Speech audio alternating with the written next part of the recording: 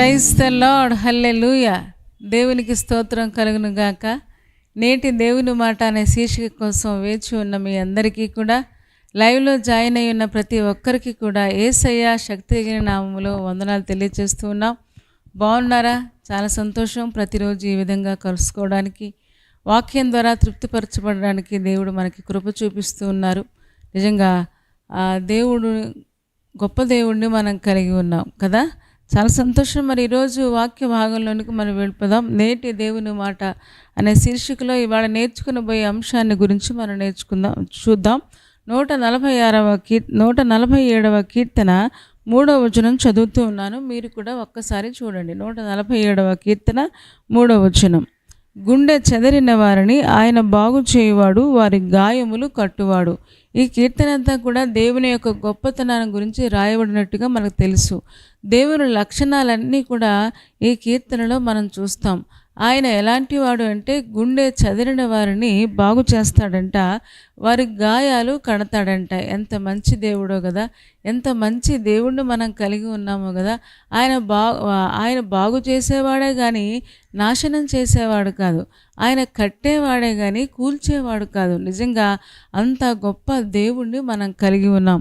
కాబట్టి ఎప్పుడూ కూడా కృతజ్ఞత కలిగి ఉండాలి. మన దేవుడు కట్టేవాడు, అంత మాత్రమే కాదు, బాగు చేసేవాడిని లేఖనం మనకు తెలియజేస్తూ ఉంది. ఇంతకీ గుండె ఎందుకు చెదిరిపోతూ ఉంది? గుండె ఎందుకు బద్దలైపోతూ ఉంది? గుండె ఎందుకు చాలాసార్లు విరక్తితో నింపబడుతూ, చాలాసార్లు దేవుడా ఎక్కడున్నావని చాలాసార్లు మన గుండెలు ప్రశ్నించినట్లుగా కూడా మనకు తెలుసు. ఇక్కడ మనం చూస్తూ ఉన్నాం, గుండె చెదిరిన వారిని బాగు చేస్తాడంట, వారి గాయములు కడతాడంటే గుండె నిండా గాయాలు ఉన్నాయన్నమాట. అందుకనే గుండె చెదిరిపోతూ ఉంది, గుండె బాధపడుతూ ఉంది.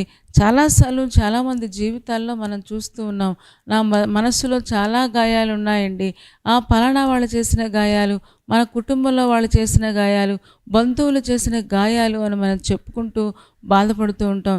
ఎంత ప్రేమించినా నాకు ఇన్ని గాయాలు చేస్తున్నారని వాపోతూ ఉంటాం. కానీ అద్భుతమైన వాగ్దానాన్ని దేవుడు మనకిస్తూ ఉన్నాడు. మన ప్రతి గాయాన్ని కట్టడానికి పరిశుద్ధాత్మ దేవుడు ఎప్పుడూ సిద్ధంగా ఉన్నారు. ఈ రోజున అలాంటి వారు ఎవరైనా ఉంటే ధైర్యం తెచ్చుకోండి. మన దేవుడు గుండె యొక్క గాయాలని కడతాడని వాగ్దానం చేస్తూ ఉన్నాడు. మరి మనకు తెలుసు ఆయన అసలు ఎక్కడ ఈ గాయాలు కలుగుతున్నాయని ఒకసారి ఆలోచిస్తే, జకర్యా గ్రంథము 13వ అధ్యాయము 6వ వచనం ఒకసారి చదువుతాను, మీరు చూస్తారా? జకర్యా గ్రంథము 13వ అధ్యాయంలో మనం చూస్తే, అక్కడ 6వ వచనంలో మనం చూస్తే అక్కడ రాయబడిన మాట, నీ చేతులకు గాయములేమని వారు అడుగగా వాడు, ఇవి నన్ను ప్రేమించిన వారి ఇంట ఉండగా నాకు కలిగిన గాయములని చెప్పును. చూడండి, నీ చేతులకి ఆ గాయాలేంటి, నీ కాళ్ళకి ఆ గాయాలేంటి, నీకెందుకు ఇన్ని గాయాలు తగిలిని అని అడుగుతూ ఉంటే అతను చెప్తూ ఉన్నాడు, నేను ఎవరింట్లో ఉన్నానో, నేను ప్రేమించిన వారి ఇంటనుండగా, నన్ను ప్రేమించిన వారి ఇంటనుండగా నాకు కలిగిన గాయాలు. మీరు ఆలోచించండి, ప్రేమించిన వాళ్ళ ఇంట్లో ఉంటే గాయాలు తగులుతాయా అని ఆలోచిస్తాం. కానీ ఇక్కడ గాయాలు తగిలినట్టుగా ఆ వ్యక్తి చెప్తూ ఉన్నాడు. ఈ రోజున అనేక మంది హృదయాలలో రకరకాల గాయాలు, రకరకాల బాధలు ఉన్నాయి. అందుకనే గుండె చెదిరిపోతుంది. వీటన్నిటికంటే ముఖ్యంగా గుండె ఎందుకు చెదిరిపోతుంది అంటే, పాపము గుండెని బద్దలు చేస్తుంది. పాపము మనశ్శాంతి లేకుండా, నెమ్మది లేకుండా చేస్తుంది. అందుకనే యేసు ప్రభు ఈ లోకంలోకి వచ్చి నలిగిన వారందరినీ దృఢపరచడానికి ఈ లోకంలోకి వచ్చినట్లుగా మనం చూస్తూ ఉన్నాం. యేసు రక్తము ప్రతి పాపమును కడిగి పవిత్రపరచును. గుండె బద్దలైపోతుంది, పాపము గుండెలు బద్దలు చేస్తూ ఉంది. కాబట్టి పాపాన్ని ఒప్పుకుంటే తప్పకుండా తిరిగి మన గుండెను భద్రంగా ఆయన కాపాడగలడు. అంత మాత్రమే కాదు, చక్కగా మన గాయాలన్నీ కట్టగలడని దేవుడు వాగ్దానం చేస్తూ ఉన్నాడు. మనకందరికీ తెలుసు, ఆదికాండము 41వ అధ్యాయంలో, ఆదికాండము 41వ అధ్యాయము 51, 52 వచనాలు చదువుతూ ఉన్నాను. తర్వాత 50 చదువుదాము. ఆదికాండము 41వ అధ్యాయంలో మనం చూస్తే అక్కడ యోసేపు చాలా చక్కగా కొన్ని విషయాలు చెప్తాడు. ఏమని చెప్తాడంటే, యోసేపు అనగానే మనకు తెలుసు యోసేపు జీవితంలో అన్నీ గాయాలే, యోసేపు జీవితంలో అన్నీ బాధలే. ఏమంటే యవ్వన కాలం మొదలుకొని తన 17 సంవత్సరాల వయసులో తల్లిదండ్రులను చూడడానికి తల్లిదండ్రులు పంపిస్తే సహోదరులను చూడడానికని వెళ్ళాడు. వాళ్ళ క్షేమం గురించి ఆలోచించాడు. వాళ్ళను ప్రేమించి వెళ్తే తన్ని ఎంత గాయాల పాలు చేశారో యోసేపు చరిత్ర మనకందరికీ తెలుసు. ఇక్కడ 41వ అధ్యాయము 51 చదువుతున్నాను, 52 కూడా చదువుతూ ఉన్నాను, మీరు చూడండి. అప్పుడు యోసేపు, దేవుడు నా సమస్త బాధను, నా తండ్రి ఇంటి వారిని అందరినీ నేను మరచిపోనట్లు చేశానని చెప్పి తన జ్యేష్ఠ కుమారునికి మనష్షే అను పేరు పెట్టాడు. తన జ్యేష్ఠ కుమారుకేమో మనష్షే అని పేరు పెట్టాడు. తర్వాత అతడు నాకు బాధ కలిగిన దేశమందు దేవుడు నన్ను అభివృద్ధి పొందించనని చెప్పి రెండవ వానికి ఎఫ్రాయిము అను పేరు పెట్టాడంట. చూసారా, దేవుడు నా సమస్త బాధను, నా తండ్రి ఇంటి వారిని అందరినీ నేను మర్చిపోయినట్లుగా చేసేసాడు. ఏమంటే ఇన్ని గాయాలు అయిపోతే తన అన్నదమ్ములు, సొంత అన్నదమ్ములే ఎంత ప్రాధాయపడి ఉంటాడో, అన్నయ్య అమ్మకండి, ఎందుకంటే ఇప్పటివరకు నాకు అమ్మ కూడా లేదు, నా తండ్రిని కూడా నాకు దూరం చేయకండి, ఆ ప్రేమను దూరం చేయకండి అని బ్రతిమలాడు ఉంటాడు. ఎందుకంటే అప్పటికే రాహేలు చనిపోయింది, ఆ అమ్మ ప్రేమకు దూరం అయ్యాడు. ఇప్పుడు అన్నదమ్ములు ఏం చేస్తారంటే కనీసం వాళ్ళ మీద జాలి కూడా లేకుండా ఆ అబ్బాయిని తీసుకెళ్ళి అమ్మేసినట్టుగా మనకు తెలుసు. ఐగుప్తుకి వెళ్ళిపోయాడు. ఎంత బాధపడ్డాడో ఒకవేళ మనసులో అనుకుని ఉండొచ్చు, నేను వాళ్ళ క్షేమం గురించి ఆలోచించి వచ్చాను, వాళ్ళ గురించి నా తండ్రి మాట మీద వచ్చాను, వాళ్ళని ఎంతో ప్రేమించి వచ్చాను, కానీ నా హృదయాన్ని బద్దలు చేసేసారు, నా గుండెను బద్దలు చేసేసారని ఎంతో బాధపడి ఉంటాడు. ఈ రోజున అనేక కుటుంబాలలో మనం చూస్తాం, ఇదిగో నేను నా భర్తను ఎంతో ప్రేమిస్తున్నా, నా భార్యను ఎంతో ప్రేమిస్తున్నాను, నా పిల్లల్ని ఎంతో ప్రేమిస్తూ ఉన్నాను, నా బంధువుల్ని ఎంతో ప్రేమిస్తూ ఉన్నాను, కానీ మాటికి ఇందాక మనం చదువుకున్నట్లుగా నన్ను ప్రేమించిన వారి ఇంట్లోనే నా గాయాలు తగులుతూ ఉన్నాయి, నా గుండె బద్దలైపోతుందని ఎంతోమంది బాధపడుతూ ఉన్నారు. ఈ రోజున ధైర్యం తెచ్చుకుందాం. యోసేపు గాయాలు మరిచిపోయినట్లుగా చేశాడు, యోసేపు గాయాలు కట్టాడంట అని చెప్తూ ఉన్నాడు. నా సమస్త బాధను మరచిపోనట్లుగా దేవుడు నాకు సహాయం చేశాడు, కాబట్టి నా పెద్ద కుమారుడికి నేను మనష్షే అని పేరు పెడుతున్నానని మనష్షే అని పేరు పెట్టాడు. అలాగే తన చిన్న కుమారుడికి ఎఫ్రాయిము అని పేరు పెట్టాడు. ఎందుకంటే నా బాధ అంతా మరిచిపోయేలాగా చేశాడు, నేను అభివృద్ధిలోకి వెళ్ళేలాగా చేశాడు అని ఎఫ్రాయిము అని చిన్న కుమారుడికి పెట్టినట్టుగా మనం చూస్తూ ఉన్నాం. యోసేపు జీవితం నిండా గాయాలే. పోతీఫరు ఇంట్లోకి వచ్చాడు, అక్కడేదో మంచిగా పనిచేసి మంచి పేరు తెచ్చుకుందాం అనుకుంటే అక్కడ చెడ్డ పేరు వచ్చింది. అక్కడి నుంచి మళ్ళీ నింద అవమానంతో మళ్ళీ రాజులు ఉండే ఆ ఖైదీలోనికి, ఆ చెరసాలలోనికి వెళ్ళాడు, అక్కడ బందీ అయిపోయాడు. ఇలాంటి పరిస్థితుల మధ్యలో ఒక చిన్న హృదయం ఎంత తల్లడిల్లిపోయి ఉంటుందో.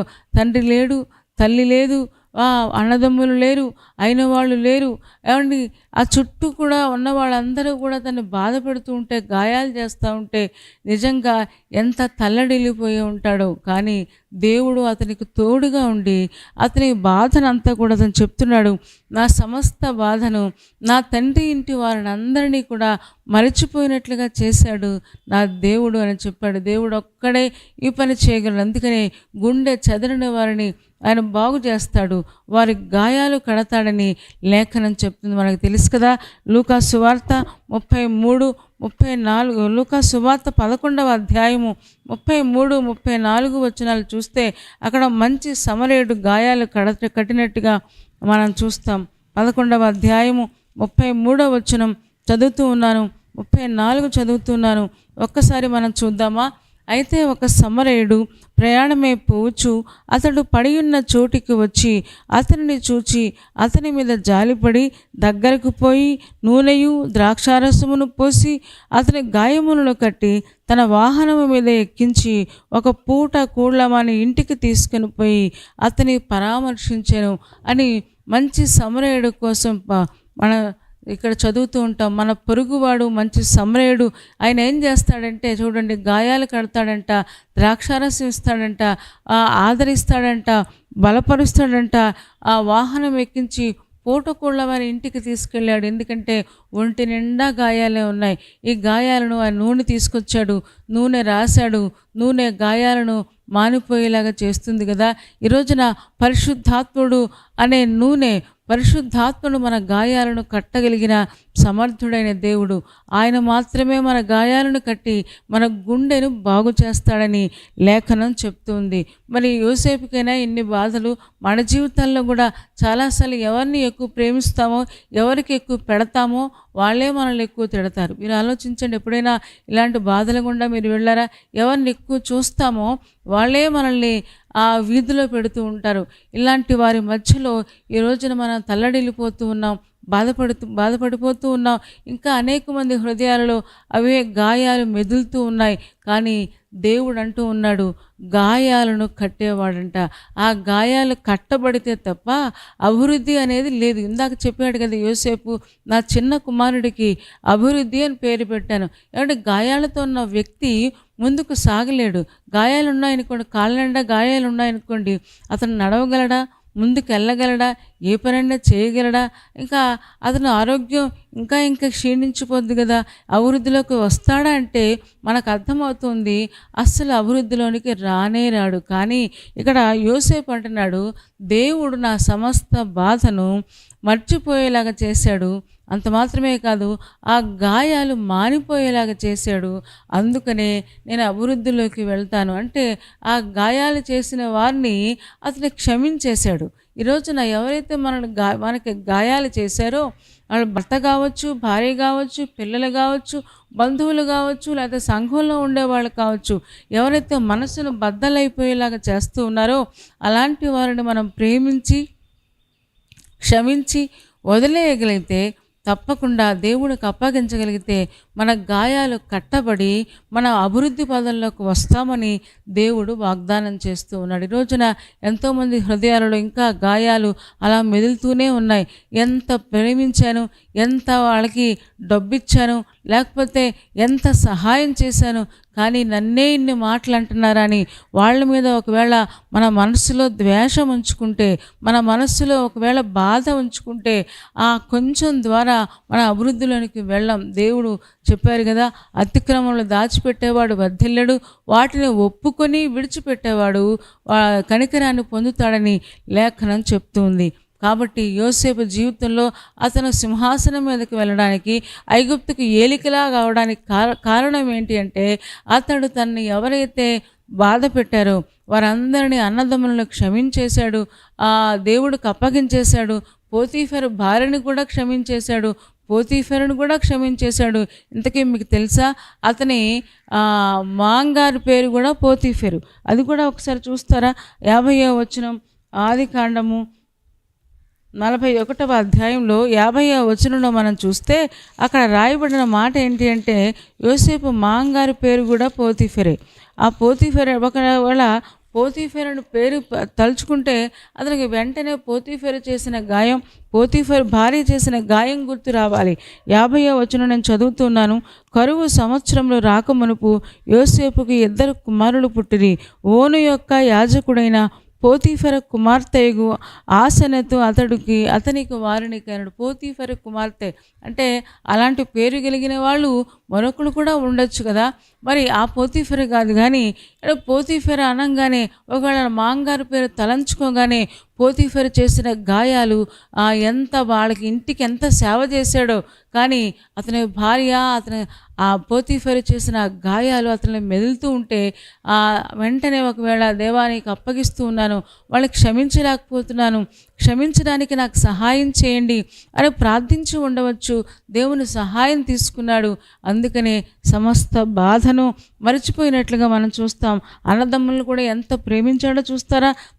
అదే ఆదికాండము 45వ అధ్యాయం 6-7 వచనాలు చదువుతున్నాను. 2 సంవత్సరముల నుండి కరువు దేశములో ఉన్నది. సేద్యమైనను కోతయను లేని సంవత్సరములు ఇంకా 5 వచ్చును. మిమ్మల్ని ఆశ్చర్యముగా రక్షించి దేశములో మిమ్మల్ని శేషముగా నిలుపుటకును ప్రాణముతో కాపాడుటకును దేవుడు మీకు ముందుగా నన్ను పంపించాడని అన్నదమ్ములను ఓదారుస్తూ ఉన్నాడు, అన్నదమ్ములని ఆదరిస్తూ ఉన్నాడు, మీరు కాదయ్యా నన్ను పంపించింది, దేవుడే నన్ను పంపించాడు. ఎందుకంటే కరువు సంవత్సరాలు వస్తున్నాయి. ఆశ్చర్యంగా మనల్ని రక్షించడానికి, పోషించడానికి దేవుడే నన్ను ఇక్కడికి పంపించాడు అని అన్నదమ్ముల మీద కక్ష పెట్టుకోలేదు, అన్నదమ్ముల మీద ద్వేషం పెట్టుకోలేదు. కానీ వాళ్ళు చేసిందంతా కూడా దేవుడు మేలుకే చేశాడని గ్రహించిన వాడే వాళ్ళని ధైర్యపరుస్తూ ఉన్నట్లుగా మనం చూస్తూ ఉన్నాం. ఈరోజున విశ్వాసులంగా మనము కూడా ఈ స్థాయిలోకి ఎదగాలని దేవుడు కోరుకుంటూ ఉన్నాడు. చాలామంది ఇంకా క్షమించలేని వారిగా, ఇంకా ద్వేషించేవారిగా ఉంటే దేవుడు క్షమించాడు, మనం కూడా క్షమించాలి. మనం అనుకోవచ్చు మనకే ఇన్ని బాధలు, మనకే ఇన్ని గాయాలు అనుకోవచ్చు. సాక్షాత్తు యేసు ప్రభు హృదయం కూడా బద్దలైపోయిందండి. ఎంత బద్దలైపోయిందంటే ఆయన్ని సిలువ వేయండి, సిలువ వేయండి అని కేకలేసేవాళ్ళు ఎవరో తెలుసా? ఆయన ఎవరినైతే స్వస్థపరిచారో, ఆయన ఎవరికైతే కాళ్ళు ఇచ్చారో, ఆయన ఎవరినైతే బాగు చేశారో, ఎవరైతే ఆయన అద్భుతాలు చేస్తే రొట్టెలు తిన్నారో వాళ్ళందరూ కూడా ఎదురుగుండా నిలబడి ఈయన్ని సిలువ వేయండి, సిలువ వేయండి అని కేకలేస్తున్నారు. ఆయన సొంత మనుషులే, ఏ గోత్రంలో నుంచి ఆయన వచ్చాడో ఆ యూదాకు సంబంధించిన వారందరూ కూడా ఆయన్ని అర్థం చేసుకోలేక ఆయన మనస్సును బాధపడుతూ ఉంటే, ఆయన గుండెలో ఎన్ని గాయాలైనాయో చూడండి. మన వల్ల మేలు పొందిన వాళ్ళే మనల్ని దూషిస్తూ ఉంటే అసలు తట్టుకోలేం కదా. కానీ సాక్షాత్తు యేసు ప్రభువారు ఈ బాధను అనుభవించారు. ఇంకా చెప్పుకుంటూ పోతే ఇస్కరియోతు యూదా డబ్బు సంచి తన దగ్గర ఉండేది, యూదా గోత్రంలో నుంచి వచ్చాడు. ఆయన శిష్యుడిగా ఉన్నాడు, 3.5 సంవత్సరాలు ఆయనతోనే తిరిగాడు. ఆయన్ని చెప్పాడు, ఆయన్ని పట్టుకుంటాను మీరు వచ్చేయండి అని మిగతా వాళ్ళతో చెప్పి, పరిసయ్యులతో చెప్పి వచ్చి ఆయన్ని పట్టించి ఇప్పించాడు. చూసారా ఎంత వేదన కలుగుతుందో, ఎంత బాధ కలుగుతుందో. ఎంత స్నేహితుడిగా ఉండి, లేకపోతే శిష్యుడిగా ఉండి, ఏమన్నా ఆయన అధికారిగా ఉండి అలాంటి పనులు చేస్తూ ఉంటే చాలా దేవుని గుండె బద్దలైపోయింది. యేసు ప్రభు యొక్క గుండె బద్దలైపోయి ఉంటుంది. ఎందుకు అంటే తనకు దగ్గర వారే, తనకి ఎవరి కోసం వచ్చారో వాళ్ళే ఆయన అర్థం చేసుకోక బాధపడుతూ ఉంటే ఆయన చాలా వేదన చెంది ఉండొచ్చు. కానీ ఆయన వారిని క్షమించినట్టుగా మనం చూస్తాం. తండ్రి వీరేమి చేర్చున్నారో వీరెరుగరు గనుక వీరిని క్షమించుము అని చెప్పి వారిని శిలువ మీదే క్షమించినట్లుగా మనం చూస్తూ ఉన్నాం. ఈరోజున విశ్వాసులారా, యేసు ప్రభువును ఆరాధిస్తున్న మనం, యేసు ప్రభుకిని కొలుస్తున్న మనం, ఆయనలాగా అలాంటి లక్షణాలు మనం కలిగి ఉంటే తప్పకుండా యోసేపు అభివృద్ధిలోకి వచ్చినట్లుగా మరచిపోతేనే అభివృద్ధిలోకి వస్తాం. ఏమండి, ఇందాక చదువుకున్నాం కదా, మనష్షే అంటే మరచిపోవుట, తర్వాత ఎఫ్రాయిము అంటే అభివృద్ధి. మన గాయాలు చేసిన వాళ్ళందరినీ క్షమించి అది మరిచిపోతేనే మన అభివృద్ధిలోనికి ముందుకు వెళ్ళగలం. ఈరోజున ఆత్మలో వర్ధిల్లాలి అన్నా, భౌతికంగా వర్ధిల్లాలి అన్నా పాపం అనేది అడ్డుగా వస్తుంది. ఈ పాపము నుంచి విడుదల పొందితేనే తప్పకుండా దేవుడు మనం వర్ధిల్లేలాగా మనకు సహాయం చేస్తాడని దేవుడు వాగ్దానం చేస్తూ ఉన్నాడు. యేసు ప్రభు గుండె చెదిరిపోయిన వారిని బాగు చేసేవాడు. ఎందుకంటే ఆయనకు బాగా తెలుసు ఆయన గుండె కూడా చెదిరిపోయింది. ఏమంటే ఎన్నోసార్లు గాయాలు తోమ అంటాడు, నీ గాయాలలో వేలు పెడితేనే కానీ నేను నిన్ను నమ్మను అంటాడు. ఎంత బాధపడి ఉంటాడో కదా. మనం కూడా చాలాసార్లు దేవుడిని నమ్ముకున్నామని చెప్తాం, విశ్వాసులమని చెప్తాం. చాలాసార్లు తెలియకుండానే మన మాటల ద్వారా, తలంపుల ద్వారా, ఆలోచనల ద్వారా, మన ప్రవర్తన ద్వారా ఆయన గాయాలు రేపుతూ ఉన్నామేమో. ఈరోజున దేవుడు మనతో మాట్లాడుతూ ఉన్నాడు. ఆయన దేవుడు ఇచ్చిన వాగ్దానం ఏంటి అంటే గుండె చెదరిన వారిని బాగు చేసేవాడు, వారి గాయములు కట్టేవాడు. ఈరోజున ఎన్ని గాయాలతో మీ గుండె చెదిరిపోయి ఉన్నదో, ఎన్ని గాయాలు మీ హృదయాలలో ఉన్నాయో ప్రతి గాయాన్ని కూడా దేవుడు నూనె పోసి కడతాడంట. నూనె పరిశుద్ధాత్మ గుర్తుగా ఉందని మనందరికీ తెలుసు. పరిశుద్ధాత్మ దేవుడు ఆదరిస్తాడు. యోసేపును ఆదరించినట్టుగా తల్లిని కోల్పోయాడు, కానీ దేవుడు ఒక తల్లిలాంటి ప్రేమను తల్లిలాగా ఆదరించినట్టుగా మనకు తెలుసు. తండ్రికి దూరంగా ఉన్నాడు, అయినా సరే యోసేపుని దేవుడు విడిచిపెట్టలేదు. తల్లిదండ్రుల ప్రేమను పుష్కలంగా దేవుడి నుంచి యోసేపు పొందుకున్నాడు అని మనకు అర్థమవుతుంది. ఏమండి, ఆప్తులను కోల్పోయి లేకపోతే రకరకాల బాధలలో సమస్యల మధ్యలో నలిగిపోతూ ఉన్నవారులారా, ఈ రోజున శుభవార్త ఏంటి అంటే గుండె చెదరిన వారిని బాగు చేసేవాడు, వారి గాయాలన్నీ కట్టేస్తాడు. కాబట్టి ధైర్యం తెచ్చుకోండి. మీకు ఎవరైతే గాయాలు చేశారో, ఎవరైతే మమ్మల్ని అర్థం చేసుకోవట్లేదో, ఎవరైతే మమ్మల్ని కావాలని బాధపడుతూ ఉన్నారో వాళ్ళని ప్రేమించడానికి ప్రయత్నం చేద్దాం, వాళ్ళని క్షమించడానికి ప్రయత్నం చేద్దాం. వాళ్ళ మీద ద్వేషం చూపించకుండా దేవునికి అప్పగించి వారి కోసం ప్రార్థిద్దాం. తప్పకుండా మన గాయాలన్నీ కూడా దేవుడు కట్టేస్తాడు. మనం మర్చిపోయేలాగా దేవుడు చేయగలడు. మరి అలా చేయడానికి పరిశుద్ధాత్మ దేవుడు మనకందరికీ సహాయం చేయునుగాక. ఆమేన్. తలలు వంచండి, కళ్ళు మూసుకోండి, చిన్న మాట ప్రార్థన చేద్దాం. పరిశుద్ధుడా, ప్రేమ కలిగిన మా తండ్రి, నీ పాదాలకు వందనాలు, స్తోత్రాలు చెల్లిస్తూ ఉన్నాం. నువ్వెంత మంచి దేవుడవు నాయన. గుండె చెదరిన వారిని బాగు చేస్తానని, వారి గాయాలు కడతానని మీరు వాగ్దానం చేసినందుకు వందనాలు. నిజమే, మేము ప్రేమించిన వారి ఇంటిలోనే గాయాలు తగులుతూ ఉన్నాయా. ఈ గాయాలతో అనేక మంది సతమతమైపోతూ ముందుకు రాలేక, వెనక్కి రాలేక నలిగిపోతూ ఉండగా ఈరోజు నీ ఎంతమంది, దేవా నా హృదయంలో ఫలానా వాళ్ళు చేసిన గాయం ఉంది, నేను ఎంతో ప్రేమించాను, నాకు ఇంత కష్టం కలిగించారు, నా మనసును బద్దలు చేశారని ఎంతమంది ప్రార్థిస్తూ ఉన్నారో వారందరినీ ఒక్కసారి చూడండి. వారిని ఒక్కసారి మీ దయగలిగిన హస్తాన్ని చాపండి నాయన. వారి గాయాలన్నీ కట్టండి. వాళ్ళ గుండె చెదిరిపోకుండా భద్రంగా కాపాడగలిగిన గొప్ప దేవుడవు నీవే నాయన. నీలాంటి మనసు మాకు కూడా దయచేయము. నీ గుండెను బద్దలు చేసినప్పుడు తండ్రి, నీ చుట్టూ ఉన్నవారే నిన్ను అప్పగించేసినప్పుడు వారిని ఎలాగ క్షమించావో, ఎలాగ ప్రేమించావో అలాంటి మంచి మనసు మాకు దయచేయము. యోసేపు ఎలాగైతే అన్నదమ్ములను ప్రేమించాడు, ఆయన తను ఎవరైతే బాధ పెట్టారో వాళ్ళందరినీ క్షమించేశాడు. మాకు కూడా అలాంటి మంచి మనసు దయచేసి మరచిపోనట్లుగా మీరే కృప చూపించము. అభివృద్ధిలోనికి మమ్మల్ని అందరినీ తీసుకుని రండి. నీ కృపకు అప్పగించుకుంటూ లైవ్లో ఎంతమంది జాయిన్ అయ్యి చూస్తూ ఉన్నారో వారందరినీ పేరు పేరున దీవించుము. తర్వాత చూడబోయే వారిని కూడా జ్ఞాపకం చేసుకోండి. అనారోగ్యంగా ఉంటే వారిని ముట్టి స్వస్థపరచము. ప్రతి బలహీనతను యేసు నామములో గద్దిస్తూ ఉన్నాము తండ్రి.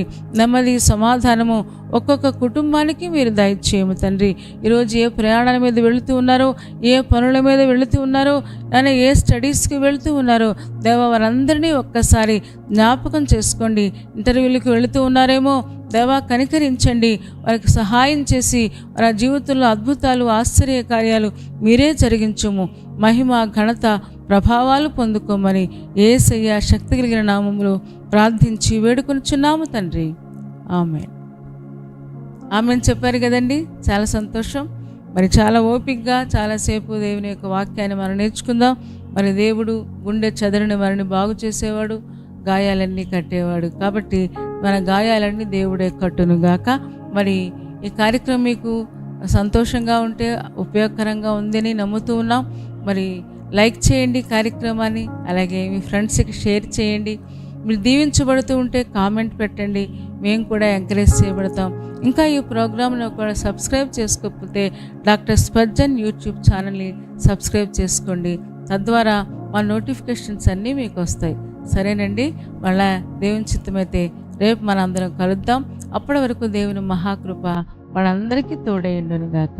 ఆమేన్, ఆమేన్, ఆమేన్.